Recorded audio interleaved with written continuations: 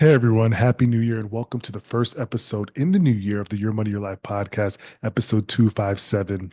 Make sure before we get into this episode, you like, subscribe, 5-star rate and review the pod wherever you're listening, because we do this every week. We've done this for years and years and years. And again, Happy New Year and welcome into the new year. What did everybody do for New Year's? For me and my wife, we actually stayed in for the first time New Year's and probably for a while. It was probably just because honestly, the vibe was a more stay in, chill, cook together. Actually, she cooked, I helped clean. That's kind of the vibe that we were on. And it was a really good vibe, honestly. I enjoyed it. The best food, celebrating, reflecting on 2024. And also, I spent all day yesterday getting my goals together, business wise and personal wise, for 2025, which I think is a great exercise. It's a good way to reflect and look at the things you accomplish and or want to improve, as well as the things that you want to accomplish in 2025. But reflecting on 2024 is always a good thing and it always great. We did that last week on the episode with the podcast on reflecting on 2024. This year we'll look a little bit forward, as well as talk about some of the current news that is going on, which there is a decent amount that we will sift through today. Let's start with states and what the states are doing. As a matter of fact, I want to start with the stock market first and foremost and look at what we're trading at. So, first trading day in the new year. Again, we got back to back 20 plus gains in the market in 2023 and 2024. Think of how crazy that is. Back to back 20 plus gains in the market in 2023 and 2024. So, what does 2025 hold? We'll talk about more of that in the roundtable and a little bit more of my thoughts on what we think we'll get. But if you think about the market, again, we were pushed higher in the last 2 years. We're not right now. The futures are indicating a good open to the day. We'll see if that holds through. Magnificent Seven. That's your big tech makers, which tech isn't going away. People think it's a thing where you just invest in tech or you trade it. It's not going away. Tech is being more and more engrossed in our lives. So that means there'll be more and more a larger percentage gain of the performance, a strong performance of the market. The market strong performers is really dragged up by a few, several big tech companies that are really outperforming any other companies when it comes to their stock market performance, which again, that's something that we've stated. That's been one of our driving theses for investing for a while. We've always been growth and tech heavy. And that's just been very successful, right? And that's part of our strategy, right? And that's how we think about it. So if you look at it, the members of the so-called Magnificent Seven were behind much of the market's action in 2025. NVIDIA notched 171% gain. Apple rose 30%. So, all these tech makers were some of the ones behind a huge rally for this year. Google, Microsoft, they also had some good years as well, right? And so if you think about the market doing 25% or so, 24% so on the year, these guys outperformed. Jobless claims came in. Initial filing for unemployment moved lower last week as companies have been reluctant to part with workers. So people aren't as firing as easily as they were before.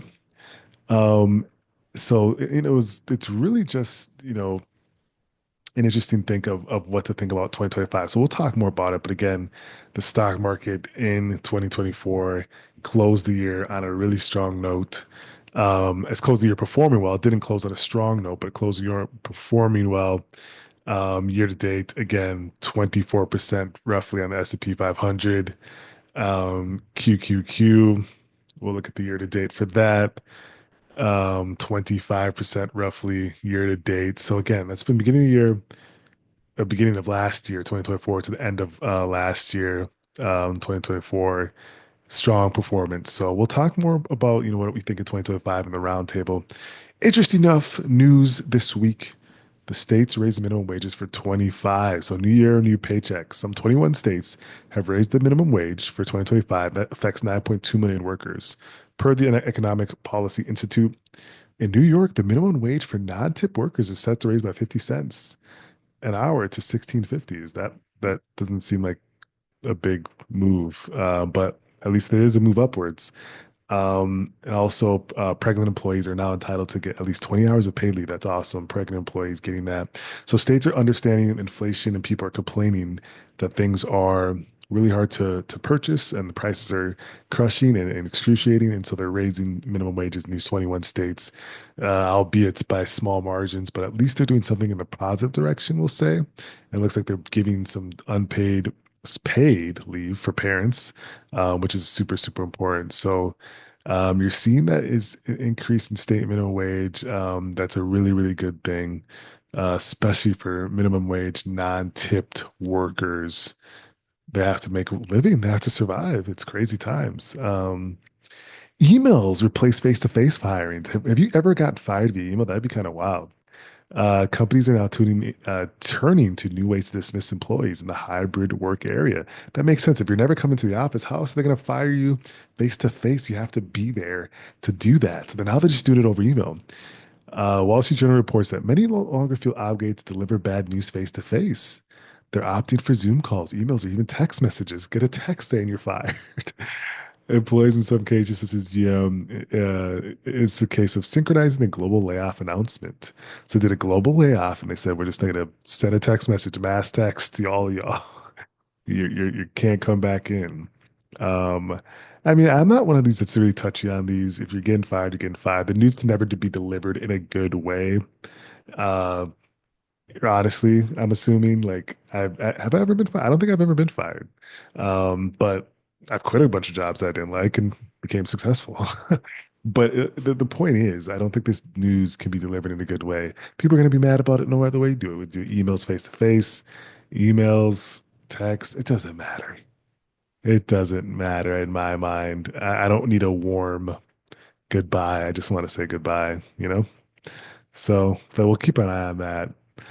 Some sombering news, and I still haven't gotten the full details of what's going on, but there's 15 dead in a New Orleans attack. There's at least 15 people were killed and dozens other injured in New Orleans after a truck ran into a crowd in the famed French Quarter. This is early on New Year's Day. Again, RIP to the victims, the families that experienced the death and injury, and also to the people around that witnessed this. There is just not fully understanding why or what's going on. But again, this is something we just had to talk about because it's making national news. And also, again, condolences to the victims of this tragic incident, I should say.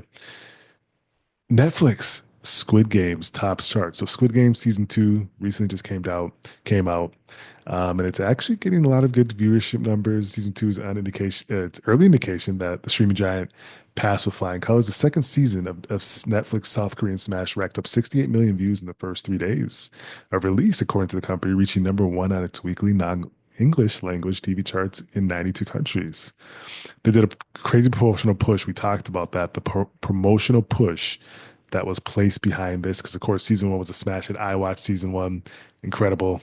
I can't get my wife to watch it. I'm still trying, but it was great. Haven't gotten to season two yet. I want to start having. I haven't heard. I've heard mixed reviews on it. At least the first couple episodes, people said weren't that great. I want to get to it when I have a second here. But it is supposed to be, good, and we'll see. Of course, you're going to give the second season a shot because the first season was so good. So you have to give the second season a shot just based off principle. The SEC wrote off billions in penalties. So the SEC, of course, the Securities and Exchange Commission. They usually levy billions of dollars worth of penalties for different, violations. But it's never collected that almost 10 billion. They've levied 10 billion of fines and penalties, but they never collected it. The Wall Street Journal is reporting that in documents that they obtained that the Freedom of Information through the Freedom of Information Act in 2003, for example, the commission said it won judgments or settlements worth 4.9 billion, but it also wrote off 1.4 billion in early penalties. Generally, the SEC collects about two-thirds of its penalties. So there's penalizing these people, sometimes bad actors in the financial area, they're public companies, they're penalizing them, but they're not always collecting, which begs the question then, are these people realizing that they penalized, actually feeling the pain or the consequences of what they did if they're not even collecting the money? That's kind of crazy. We have to ask those questions. If you're writing off all these penalties, they're just going to have bad actors come back again because they know that nothing happens. That's a big question. We got to dig deeper into that. The future, the future is now. So again, AI is something big for the future. So this is a good article talking about like what's happening in 2025. I want to save this for our roundtable. Let's go to the next one. OpenAI, we've talked about it, a company a lot. This is just a way to look at their valuation, folks, and understand this OpenAI, this AI company, their valuation in comparison to other companies that we're well familiar with, and how much bigger OpenAI's, how much larger, I should say, OpenAI's valuation is. So OpenAI is valued at 157 billion. Put that in context. There's 10 companies that this article selected to give you a view of you have to add all these companies up to get to the valuation of OpenAI. So the 10 companies would be Zoom, Snapchat, Zillow, Warner Music Group, Domino's Pizza, Ralph Lauren, Roku, New York Times, American Airlines, and Duolingo. All of them have at least under a $26 billion market cap, and you add those up, you have to add all those large conglomerates up to get the valuation of OpenAI, which is 157 billion. That's kind of crazy. If you think about this company that's still private, it's not a public company. It's still private. It was supposed to be a non-for-profit at first, but then they changed the business model rather quickly. I'm assuming when they realized how much money they were going to be making. So that's an interesting thing. Rate cuts in 2025. Let's pull the curtain back on 2025 in some different ways. One, what do we expect in the, in the market? I think again, the last 2 years were pretty bullish, pretty green, back to back 20% gains. Again, I've said it before. We'll see, 4 to 5 months of optimism in the new year of growth, the market being positive and performance being strong. And then there will be some sort of shakiness and shaky ground somewhere in 2025 that will have us pull back. I think we still end up green on 2025, but a much less version of what you've seen the last couple of years. But I do still think we end up potentially green, just depending on how timing shakes out. Fed rates cuts, Fed rate cuts is a big discussion in 2025. How much are they actually going to do? There was optimism that they do a lot more, and now the Fed's come out and said we're only going to do two cuts in 2025. The sweet spot for market expectations on where the Fed's rates will sit at the start of 2026 is probably somewhere between 3.25 and 4%. So that's taking us, what, half a point down or three-fourths of a quarter of a percentage point down. So it really, that's the big question is a big question for us is where Fed rates going to be in 2025. So we'll have to keep watching that as you see this chart for the YouTubers. This is showing Fed rate, our rates and where they're headed, honestly. Can tech giants keep stock market volatility suppressed? So the tech giants we just talked about earlier are really big drivers in a lot of the performance of the market. And so the big thing in 2025 is to understand, will they continue to lead the market? And I think that's going to be seen, right? If the market's positive, the tech giants will be positive as much or more than what the average of the market is doing. Crypto, we still believe in it in 2025 and holding. Again, we believe that Bitcoin's going to have a little bit more of a run in the next month or two, I'm assuming. And then you'll see the alternative coins, whether it's ETH and some other smaller coins, start to have their run before that mania ends again. And then people disembowel and disengage with crypto for a while until they say, oh, stock's going back up. Um, Housing is the business cycle. Okay, interesting article on housing. Interestingly enough, so I think there's a good stuff talked about. I want to see what more they discuss here in 2025. Wall Street's crypto makeover. Yeah. I mean, you're going to see a lot more corporations, entities, nation states get involved in cryptocurrency. There has to be new buyers to push the price up, right? There has to be new entrants into the marketplace. And I think that's what you'll see is some of those traditionally old, archaic companies start to really, really put their foot down and really get involved in either buying cryptocurrency or buying the ETFs. That's going to be a thing as well.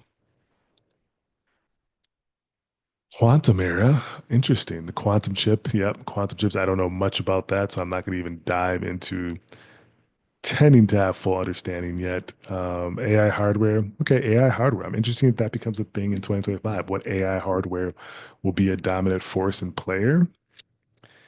Interestingly enough, and I guess we talked, about the market moves. We talked about what we think, but I think 2025 for all of us is a year of sustaining the growth that we've seen and pushing in new directions, challenging yourself. That's a big thing. I'd love to hear any of your goals that you set for 2025, whether it's financial. We're setting the move to everyone. And we see a lot of people that are maxing out the Roth IRAs, max out the traditional IRAs.